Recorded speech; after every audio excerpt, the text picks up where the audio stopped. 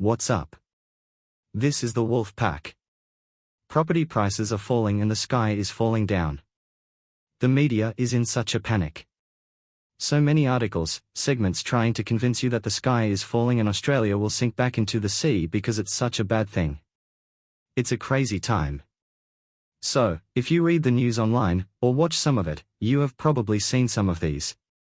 You know property is a big deal here, so there's always news about it. Propaganda more like. When it goes up, it's fantastic, and when it goes down some tiny amount, then the world is ending. Why? Is the issue that big of a deal? Well, for these sites, yes, because they are connected to the real estate industry. Our biggest news website, news.com.au, is also run by realestate.com.au. Other media networks are also connected to other real estate groups as well.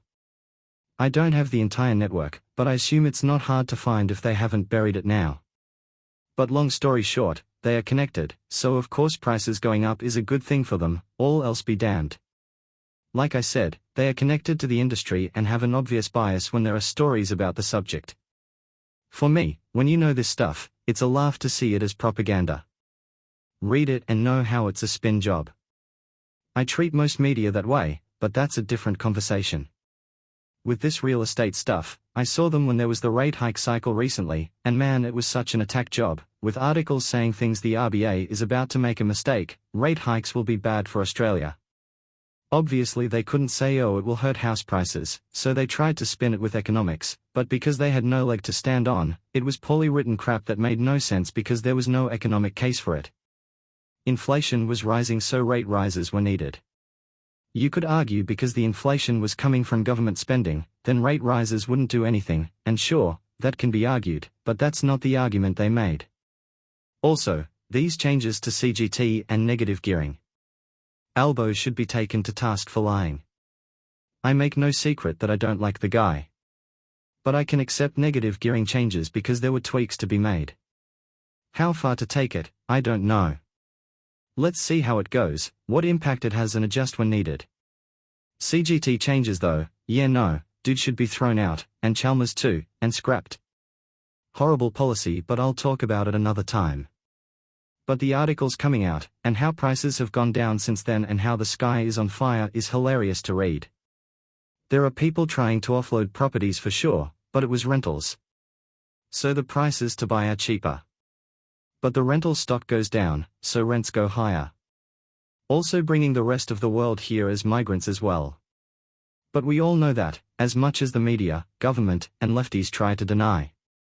They closed the border during COVID, and rents fell. Landlords had to give away free rent. I know that's been memory hold, but I remember it. Plus New Zealand and Canada have reduced the number of people coming in, and wow, oh wow, rents are falling there. Crazy. Must be magic. Or just common sense. So yeah, reducing the numbers will help. But Albo won't do that, so oh well. Until his party dumps him before the next election, the numbers will be ridiculous. There was literally articles it's the lowest numbers since 2022. And the lefty losers were like, oh see, he's reducing. Yeah, in 2022 they reopened the borders and fast-tracked the backlog of visas, so they flooded the country, especially after Albo won the election. So it's pretty easy to reduce numbers from that. You cleared the backlog. If you said 2002 then I'd be impressed. But the media spin was hilarious. So, that's the media side. Let's talk about landlords. These changes hit them, but there is a difference between someone with one property to rent, is very different to the news articles about the kid from Macca's who has a portfolio of 50 rental properties, who through pure grit and hard work, and a secret hush-hush loan from his father, Earl Goodman, then yeah, that guy is copping it. But come on. You sell some of those properties, get some properties on the market. You know that these people just have a system of cycling loans on loans to keep it spinning. The action is the juice. But now they can set it up in a way that they get rid of some properties, pay off some of the places and actually make some money. Terrible, right? I know that's not everyone, but there are different cases for this one. It will hurt some people, but if you weren't able to spin off money and diversify their income streams, well sorry buddy, that's on you. Also, not financial advice. Nobody is going to cry for you losing a bunch of rental properties. They're houses, not a business model.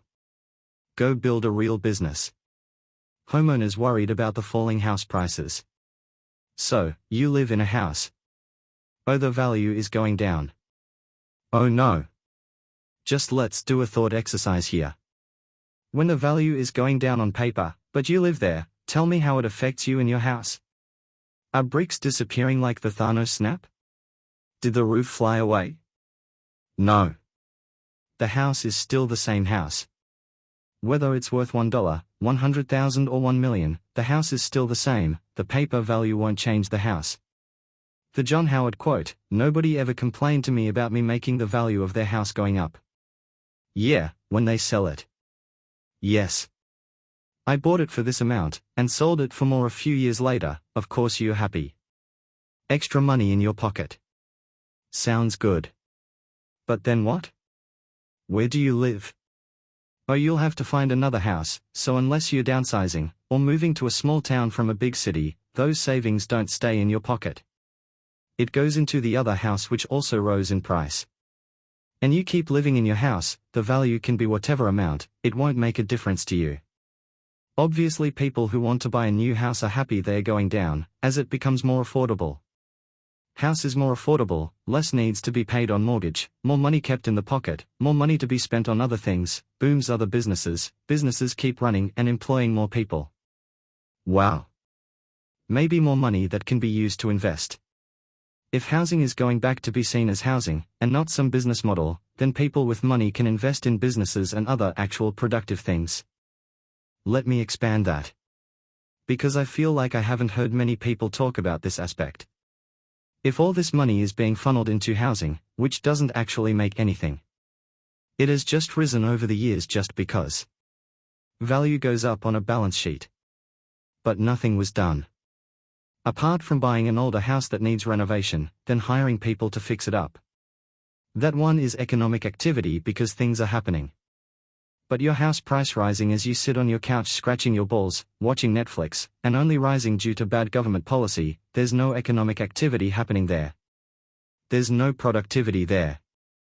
So if the value of the house is more reasonable, smaller percentage of your pay goes towards housing, then that money can go to actual productive economic activity, because productivity here in Australia has been going down for a long time, but it definitely nosedived in 2022. Wonder what happened in 2022 to cause that. But it was still going down before that. I don't know if it perfectly tracks with the time in 2015 or so when housing went parabolic, but if it does, then hey, I'm onto something and would like that to become some sort of economic observation named after me. Remember to do the good old YouTube thing. Like, comment, share, subscribe. Appreciate you all. Until next time. Stay sharp. Stay hungry. Welcome to the pack.